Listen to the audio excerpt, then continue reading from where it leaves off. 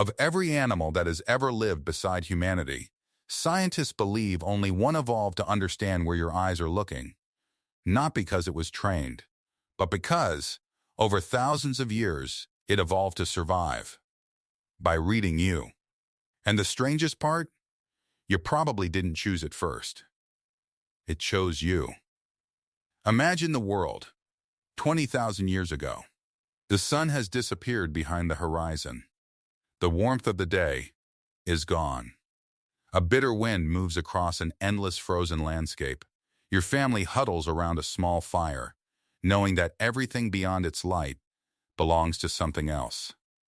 You cannot see into the darkness, but the darkness can see you. Somewhere beyond the trees, eyes are watching. Not human eyes, wolf eyes. For thousands of generations, humans and wolves shared the same wilderness. They hunted the same animals, crossed the same rivers, survived the same brutal winters. But they were never friends. If anything, they were rivals. Each competing for the same food, the same territory, the same chance to survive another winter. Then one night, something happened that no human planned, no wolf intended, and no one alive at the time could possibly have understood. That single encounter would eventually lead to guide dogs, search and rescue dogs, therapy dogs, and the companion now sleeping at the foot of millions of beds around the world. But to understand how that happened, we first have to understand what life was really like before dogs existed. Ice Age Earth was beautiful, but beauty could be deceptive. For humans, this was one of the most dangerous places our species had ever called home. We often imagine early humans as fearless hunters, masters of nature, creatures who walked into the wild and conquered it. The truth was very different. Humans were intelligent, but physically, we were remarkably vulnerable. We had no claws, no fangs. We could not outrun wolves. We could not outsmell them. We could not hear what they heard. And when darkness fell, our eyesight became almost useless. Wolves were different. They hunted as families. They moved in silence. They could follow the faintest scent for miles. Every member of the pack knew its role. Against a single human, a healthy wolf had nearly every physical advantage. Even fire, humanity's greatest weapon, was not a perfect shield. It kept many predators at a distance, but it also announced exactly where humans were. Every campfire glowing beneath the night sky was a signal, a bright orange message in the dark. We're here. So humans learned to stay together, to sleep lightly, to listen for every crack of a branch.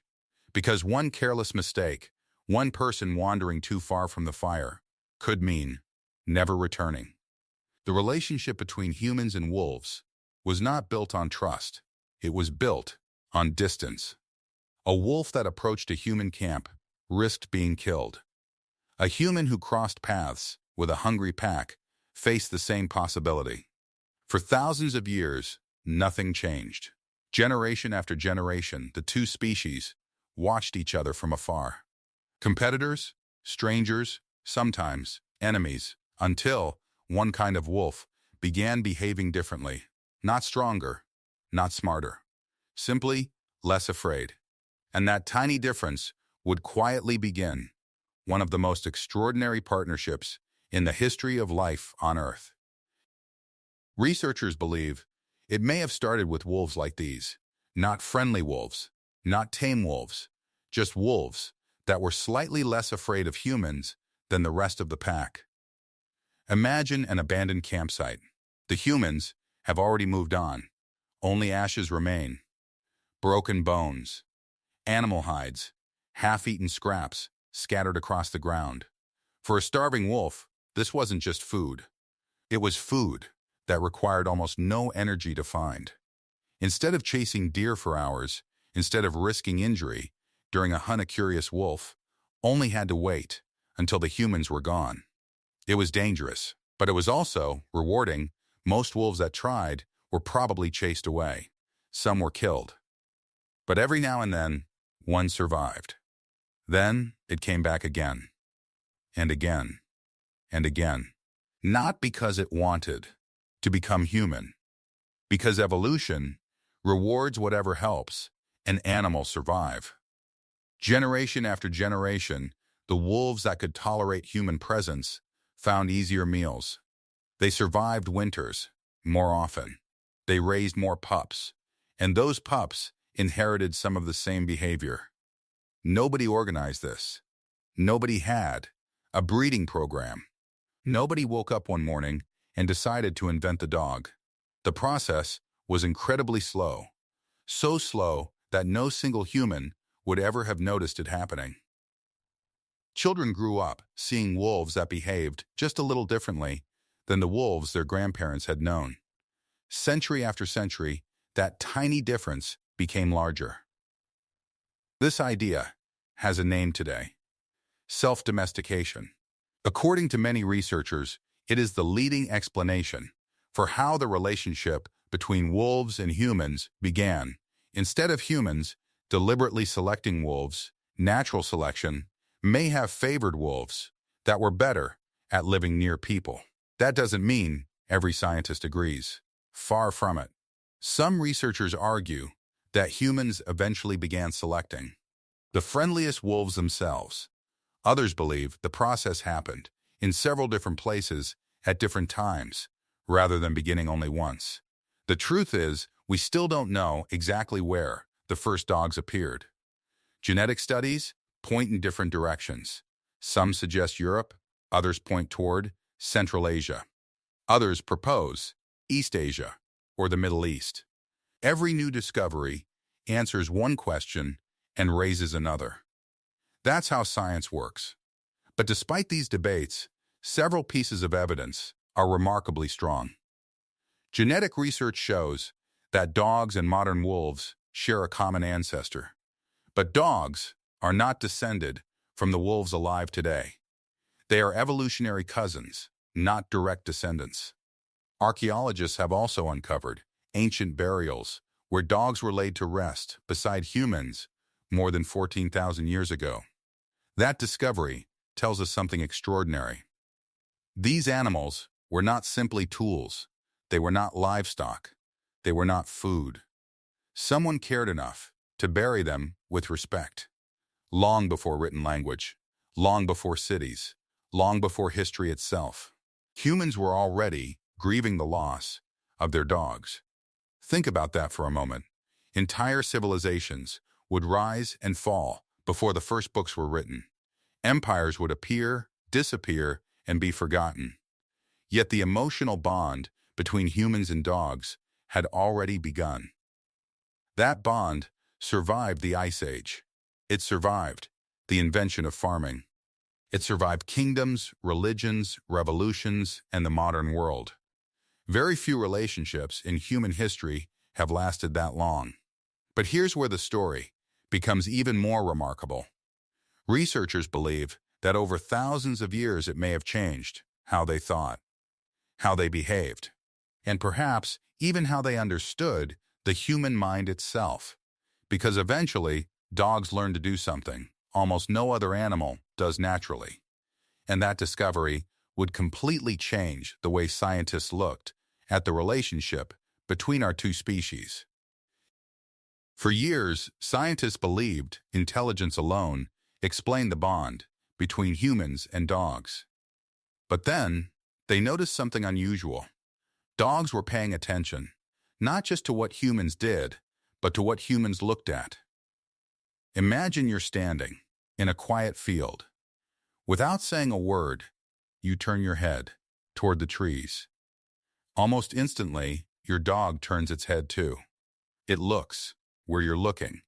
To most of us, that feels completely normal. But in the animal kingdom, it is astonishing.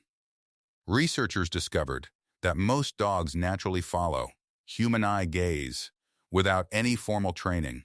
Long before they understand words, long before they learn commands, they are already watching us. Why? Because thousands of years ago, paying attention to humans may have meant the difference between life and death. If a human suddenly looked toward danger, the dogs that noticed first were more likely to survive. If a hunter spotted prey in the distance, the dogs that understood where to look found food sooner. Generation after generation, natural selection rewarded animals that became better at reading people. But here's something many people don't know. Story isn't completely settled. Scientists have raised wolves by hand from the moment they were born, fed them, played with them, lived beside them for years. Some of those wolves eventually learned to follow human eye gaze as well. So, does that mean wolves and dogs are the same? Not quite. Even in those remarkable experiments, dogs consistently developed the skill earlier, more naturally, and with far less training. The difference wasn't whether wolves could learn. It was how effortlessly dogs seemed to do it. That's why many researchers believe evolution changed more than a dog's appearance. It changed the way dogs communicate with us. Perhaps, for the first time in history, one species was evolving to understand another species. Over thousands of years, dogs slowly began to look different from their wolf ancestors. Their faces became softer. Their snouts became shorter. Many developed floppy ears. Their eyes appeared larger and more expressive. Scientists call one of these changes neoteny. It means retaining youthful features into adulthood. In simple terms, adult dogs kept many of the physical characteristics of wolf puppies. Why did that happen? Researchers are still debating the answer. One leading hypothesis suggests that selecting animals with calmer temperaments also affected how their bodies developed. Changes in stress hormones during early development may have produced many of the physical traits we now associate with dogs. But scientists continue to investigate exactly how those biological changes occurred. What is much less disputed is that humans responded differently to these new animals. The friendlier they appeared, the more likely people were to tolerate them, feed them, protect them, eventually depend on them. Then something remarkable happened. Dogs became hunting partners, early warning systems, trackers, guardians, companions. A single partnership created thousands of small advantages. Better hunting meant more food. More food meant healthier families. But perhaps the most surprising discovery of all didn't come from an archaeological dig. It came from a modern laboratory in Japan. And what researchers found may forever change the way you look into your dog's eyes. In 2022, researchers at Azabu University in Japan published a study that surprised scientists around the world.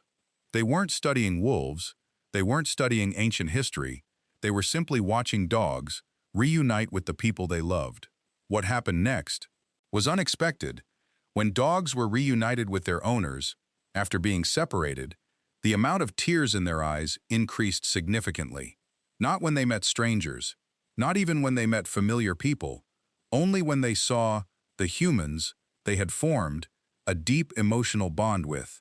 Researchers believe the hormone oxytocin, often called the bonding hormone, may play an important role in this response. The exact biological mechanism is still being studied, but the findings suggest something remarkable. Your dog may experience an emotional reunion, in a way, far deeper than most of us ever imagined. Think about that. 20,000 years ago, one curious wolf approached a human camp looking for food. Today, its descendants wait, beside front doors, counting the minutes, until someone they love comes home. That isn't just a change in behavior. It's the story of two species changing each other across thousands of years. Dogs became better at understanding humans. We began hunting together, traveling together, protecting one another, eventually living together. Today, there are nearly 1 billion dogs across our planet. They guide people who cannot see. They detect diseases that medical technology sometimes misses. They locate survivors buried beneath collapsed buildings. They help soldiers, police officers, farmers, Doctors, scientists, children with autism, people struggling with loneliness. On every continent, dogs have become part of human life. Not because we forced them to be, because over thousands of years, our lives became impossible to separate.